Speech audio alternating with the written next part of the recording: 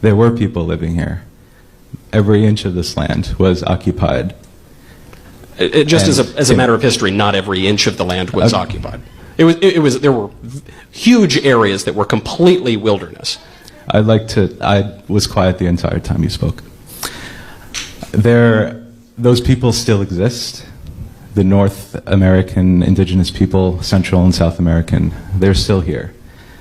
And I would like to know how you can say that they have no ancestral claim to this land, and that as a white person, you can say that they cannot migrate freely and cannot use the land freely, that they rightfully own and have for thousands of years. Well, Mike, I'd like you to be more specific. Which people specifically and which land specifically? Because there were lots of different peoples in the northern and southern, in North America and South America at the arrival of Christopher Columbus. So which people do you think have a claim to which land?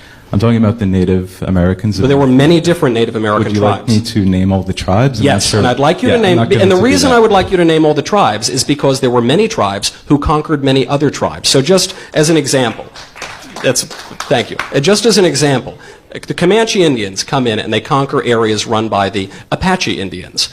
Now the United States comes in and it owns that land. To which tribe should that revert? To which tribe should that land revert? The Comanche who had it before us, or the Apache who had it before them? Moreover, for the people who still exist, you're referring to Christopher Columbus in an ahistorical way by calling him some sort of racist or some sort of genocidal maniac. The man never committed any sorts of genocide at all, and he was actually known among the Spanish explorers for his good treatment of the natives. That point is neither here nor there.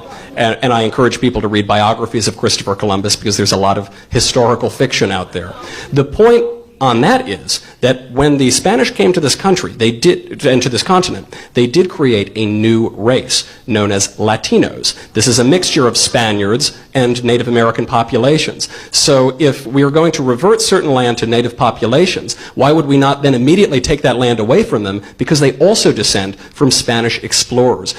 In what sort of atomized way would you define your own race, your own identity? I think this is a very backwards and ultimately impossible view of personal identity that puts your stock in some particular ancestor rather than something that is larger than yourself. I think it's a madness of the modern left, and it leads to crazy policy proposals, such as saying that somebody who descends from a native population in Colombia has a right to move to any apartment he wants to in New York because of race or something. Subscribe to my channel to learn more.